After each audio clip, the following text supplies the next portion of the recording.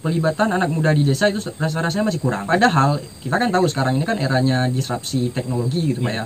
Ini kan eranya anak muda sebenarnya. Kita nggak juga salahkan saya di pihak desa. Mungkin ketika desa buat rapat yang anak-anak mudanya kadang nggak hadir. Nah, itu juga menjadi salah satu pertanyaan sebenarnya kenapa gitu. Nah, apalagi sekarang di kurikulumnya Pak Nadiem Makarim ini Merdeka Belajar, Kampus Merdeka. Kalau saya sendiri justru kalau melihat kurikulum yang sekarang gitu Pak ya, rasa-rasanya tuh kayak saya pengen kuliah lagi gitu. Kalau sekarang mahasiswa sekarang itu banyak sekali program yang bisa mereka manfaatkan dan didanai. Nah, jadi salah satu programnya ada yang namanya Mira Desa. Itu mereka kan lolos program kementerian yang Bina Desa tuh. Mereka buat peningkatan literasi ya saja. Dan alhamdulillah kemarin di tingkat kementerian kita juara berapa sih? Juara tiga nasional. Ya, saya kebetulan lagi ngajar juga nih UTU di kelas mata kuliah administrasi pemerintahan desa. Ini pesannya mudah-mudahan bisa didengar sama mahasiswa saya.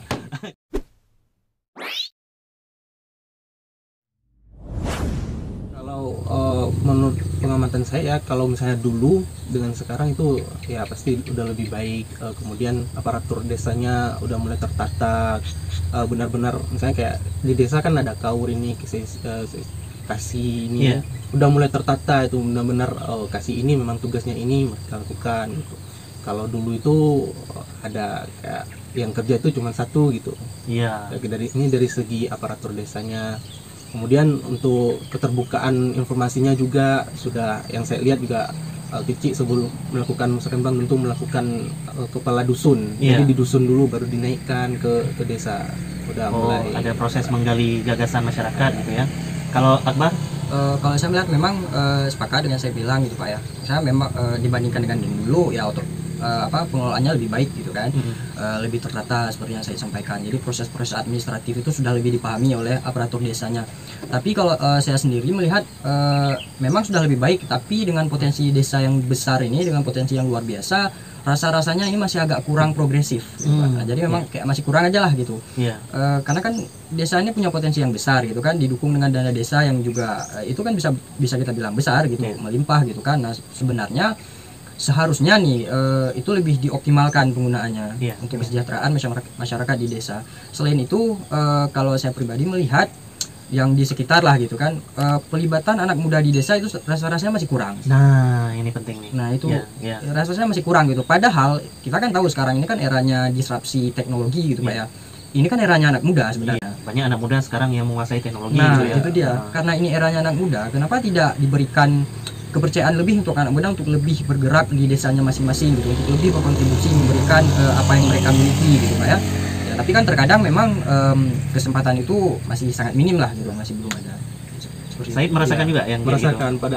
Dan salah satu saran skripsi saya masukkan hal tersebut karena saya berpikir kalau dari segi desa mungkin kalau di daerah saya anak kuliah itu mungkin masih bisa gitu. Jadi kita kumpulkan secara kecamatan. Saya di desa itu mau program tentang apa? Tentang pertanian. Kita cari nih mahasiswa pertanian. Kayak kami yang administrasi otomatis yang nggak paham tentang pertanian. Tapi gimana pengelolaannya kan kami paham. Jadi kalau benar-benar menjurus ke pertanian, ayo kita kerjasama dengan anak pertanian. Dan kita punya anak misalnya kayak kelautan dan hal semacamnya. Kan sebenarnya mahasiswa-mahasiswa yang prestasi, yang inovatif itu banyak. Kalau misalnya dimanfaatkan oleh desa itu sangat bermanfaat. Nah, apalagi sekarang di kurikulumnya Pak Nadiem Makarim ini apa nama kurikulumnya? MBKM ya, Merdeka Belajar, Kampus Merdeka. Itu potensi untuk diberikan kesempatan antara desa dengan kampus interaksi lebih banyak ada nggak di kurikulum yang baru ini? Ada. Kalau saya sendiri justru kalau melihat kurikulum yang sekarang gitu Pak ya, rasa-rasanya tuh kayak saya pengen kuliah lagi gitu. Sangat banyak sekali gitu. Kalau masa kami kuliah dulu itu seperti event-event nasional itu sangat minim. Oh, itu belum ya? Belum kurikulum yang baru. Minim sekali event nasional gitu kan, kayak kami dari kalau misalnya kalau kami hanya menunggu maka nggak akan ada tuh kontribusi keluar gitu. Nah, kalau sekarang mahasiswa sekarang itu banyak sekali program yang bisa mereka manfaatkan dan didanai. Nah, jadi kan didukung gitu Pak ya. Salah satu programnya ada yang namanya Mira Desa. Kayak kemarin teman-teman yang kami dari himpunan adik-adik kami di himpunan ilmu administrasi negara itu mereka kan lolos program kementerian yang Bina Desa tuh. Mereka kontribusinya di Kampung Lancong. Nah, itu kan di Sungai Mas. Nah, jadi kan sebenarnya luar biasa sekali gitu. Makanya kalau dengan kurikulum yang sekarang ini kayak mahasiswa kita itu masih kesulitan menemukan jalan untuk kontribusi ke desa, sepertinya itu harus dicek lagi deh bro. Karena sekarang udah terbuka sekali Sudah ya terbuka. kesempatannya. Tinggal pemerintah desanya ini yang lebih ibaratnya coba lebih jemput bola lah gitu, masuk aja iya. ke kampus gitu, karena kampus pun sudah mendukung itu. Wah, menarik sekali ini. Kayak yang di Lancong itu mereka bikin apa? Mereka buat peningkatan literasi ya saya. Oh, Jadi program minat baca.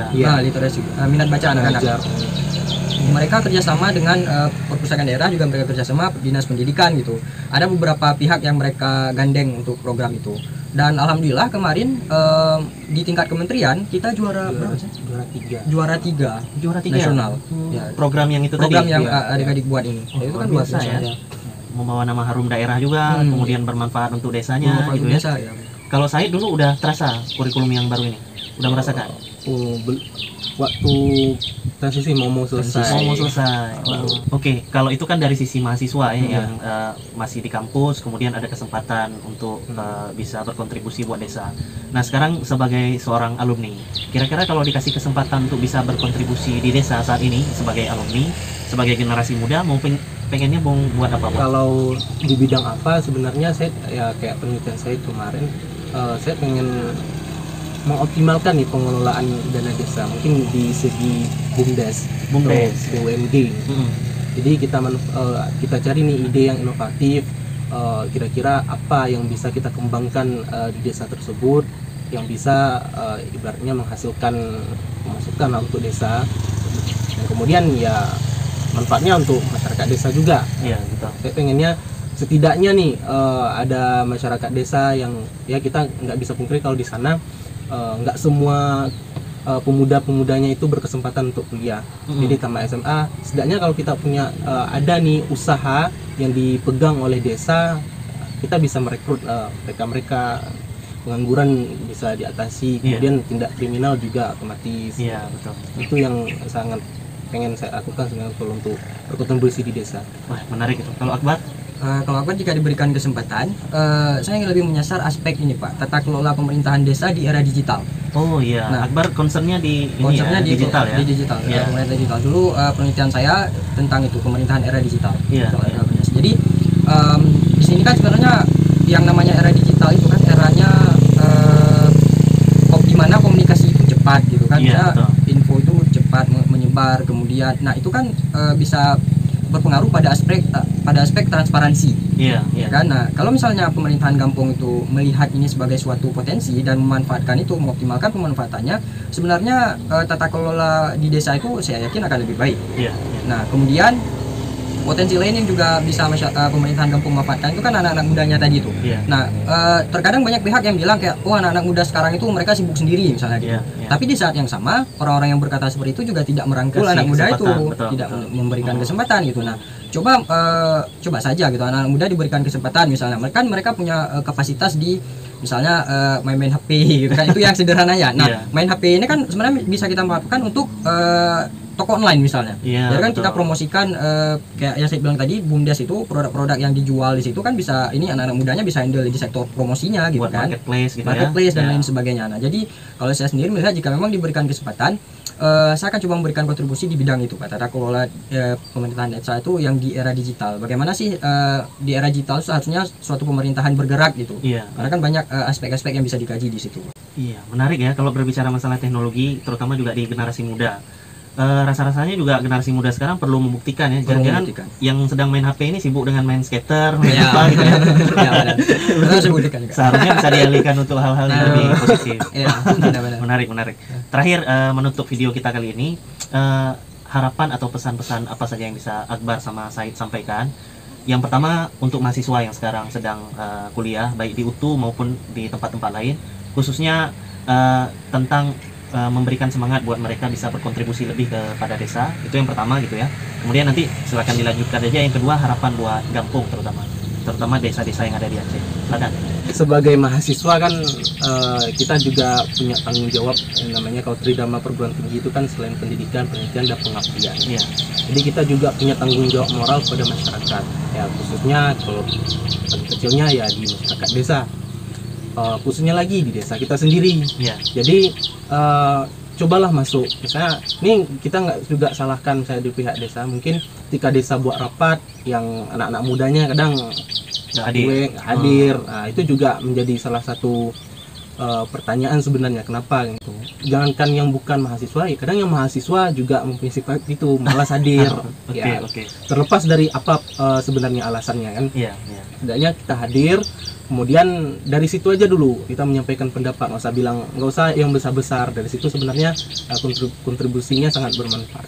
Nah, kalau besarnya ya kita masuk ke sana, kayak yang tadi sudah dijelaskan bahwa sebenarnya di kampus, di dunia kampus, seperti ada beberapa kegiatan dan perlombaan event-event yang didanai oleh pemerintah untuk mahasiswa.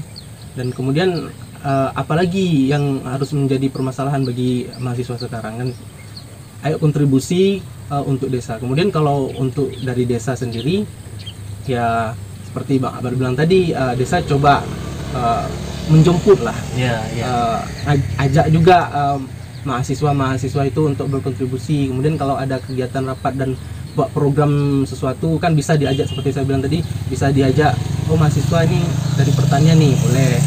Kayaknya karena kita mau buat program pertanian, tahu dari mahasiswa itu punya program-program yang lebih inovatif kan, karena tentunya update ilmunya itu bisa lebih. Apalagi di UTU ya, khususnya yang sangat mengakomodir daerah Barat Selatan Aceh, kemudian fokusnya di bidang agromarin industri tadi ya, Akbar.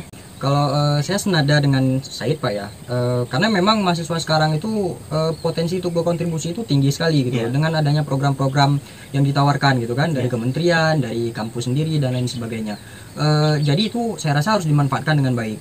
Dan kemudian di sisi yang lain, tantangan besar bagi mahasiswa adalah bagaimana di era yang penuh dukungan ini mereka tetap tidak malas-malasan gitu. Jangan justru dengan dukungan yang semakin besar mereka justru semakin manja. Nah, ini yang jangan gitu. Jadi mahasiswa itu coba lebih aktif gitu kan, coba belajar benar-benar lagi gitu, hadapi semua tantangan yang ada. Jangan hanya karena misalnya belajar online mereka jadi malas masuk dan lain sebagainya. Jangan gitu kan. Jadi karena mahasiswa sekarang ini sudah didukung dengan luar biasa dengan program-programnya itu.